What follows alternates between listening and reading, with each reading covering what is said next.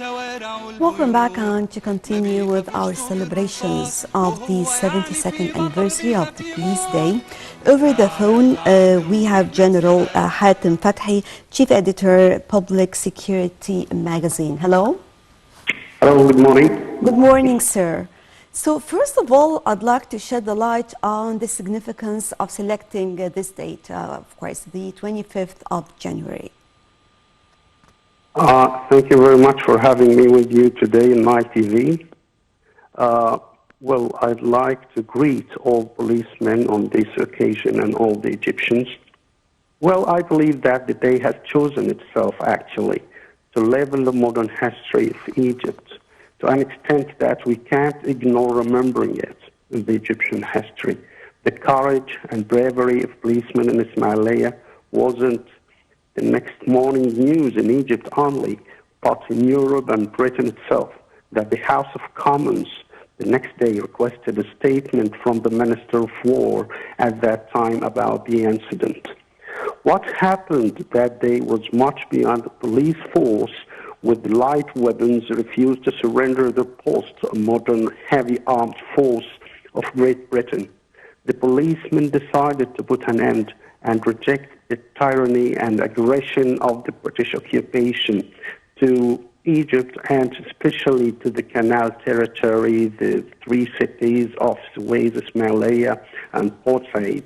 The British Army has committed atrocities in those cities, especially Kafr Abdu massacre in Suez and other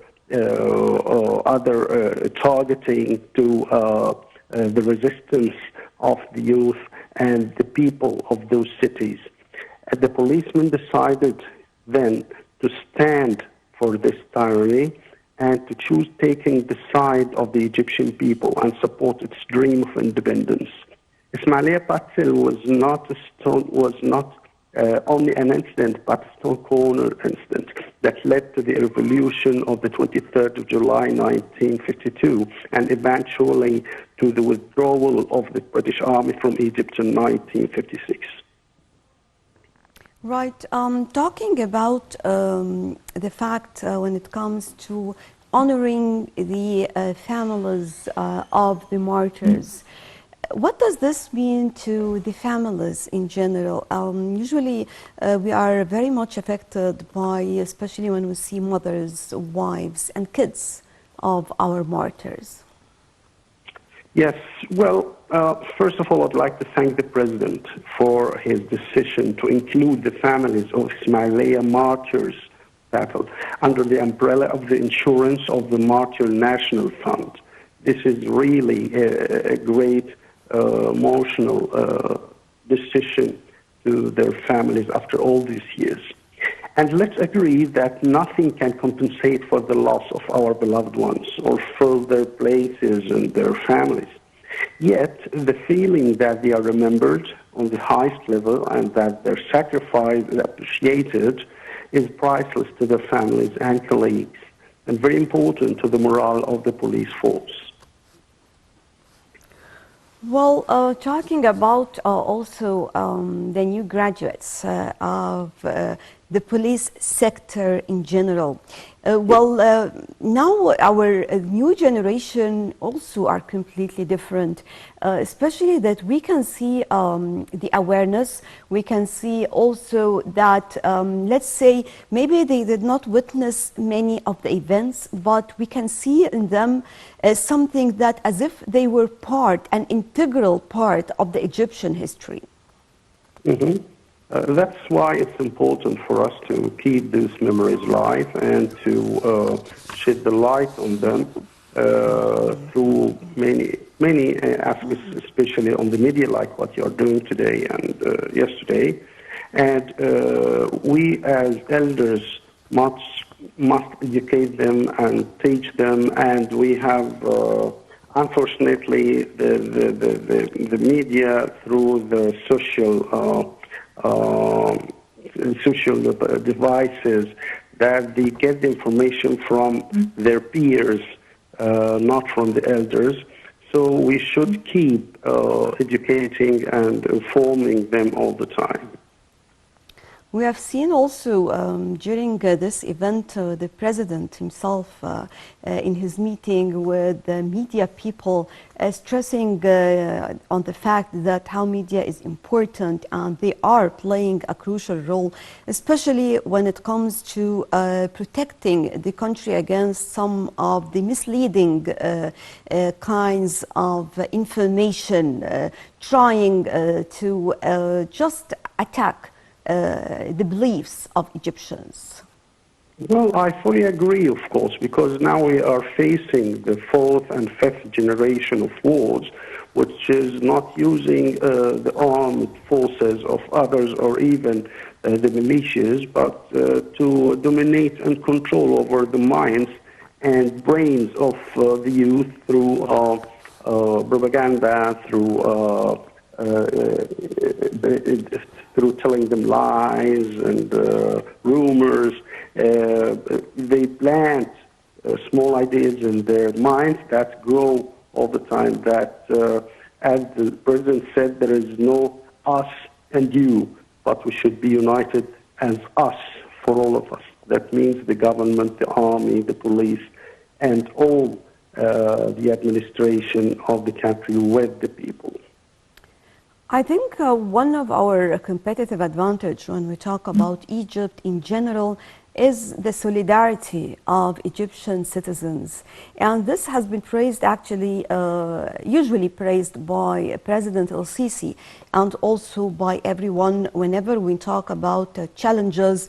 We can see regardless of the difference between different opinions or ideas, but we can see Egyptians all together working or acting as one man. And I think you will agree with me, especially that this coincides also with the 25th of January, in which also the policemen continued their efforts to protect their homeland. Yes, of course. Solidarity is the must. It's a must. It's not an option. And that keeps Egypt united and stable in a sea of unrest around us. We can see now the geopolitical circumstances around us. What kept us united, that we are one people and we are deeply solidating and united with our government and army and the police. Without the sacrifices of the Egyptians would have been victims, not only the terrorists, but all kinds of criminals. The police knows that, so they keep fighting, protecting, and sacrificing their lives if necessary. If we are just recalling the 25th of January revolution and how there were many challenges at that time, because also we have been actually exposed to some of outside conspiracies against Egypt, and some people used to take benefit of this. And we have seen also on one side, yes, Egyptian citizens, they were acting as one man and working together. And on the other side, policemen sacrificed their lives to be till the last minute of their lives as much as they can to protect Egypt and to stand beside Egyptians as well. Well, on 25th January 2011, and especially on the 28th, the police received the first blow, the major blow of the revolt, of the incidents. And there has been a very crucial decision by the administration or the government is not to go further on the inner unrests. The police chose to withdraw and to contain the situation gradually to save the country, to save the civilians.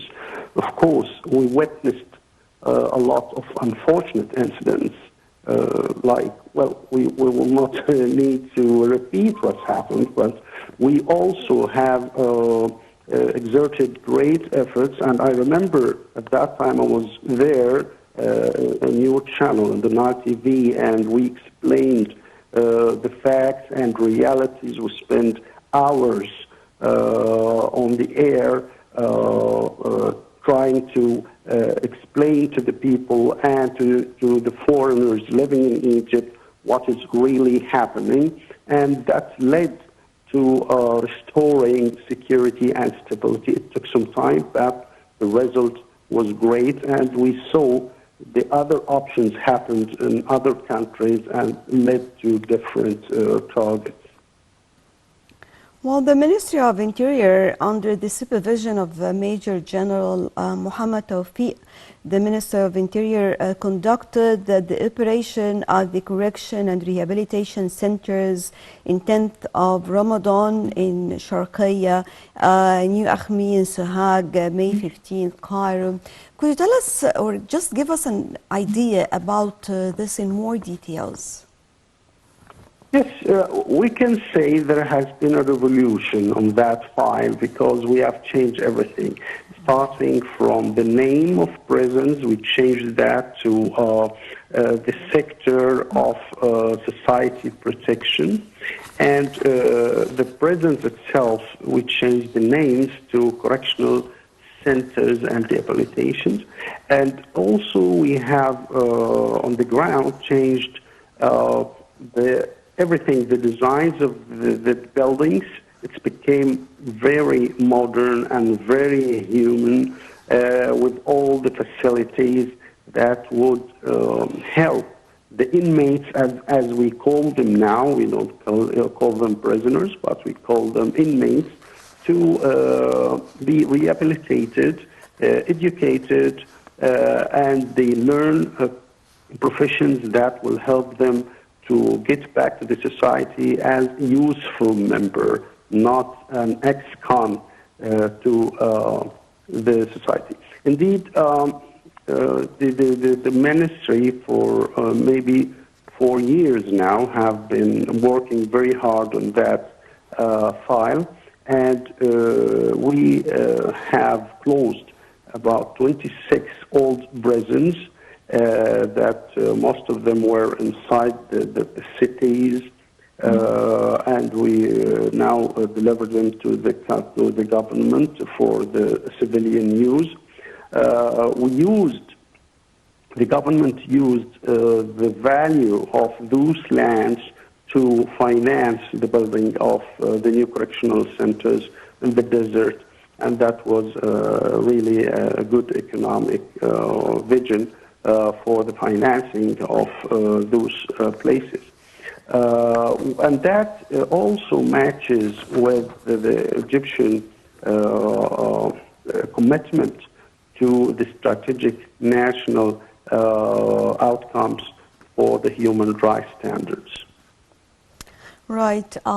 General Hatem Fathy, Chief Editor and of Public Security magazine, thank you very much for joining us. And of course, we have a lot to bring you about this day, the Police Day. And as we said, of course, it's not only one day during the year, but Egypt will remain forever remembering and keeping in mind in heart and soul all the sacrifices of their policemen. Well, just to take more idea about it, we have the Police Museum that is located in the Saladin Citadel in Cairo.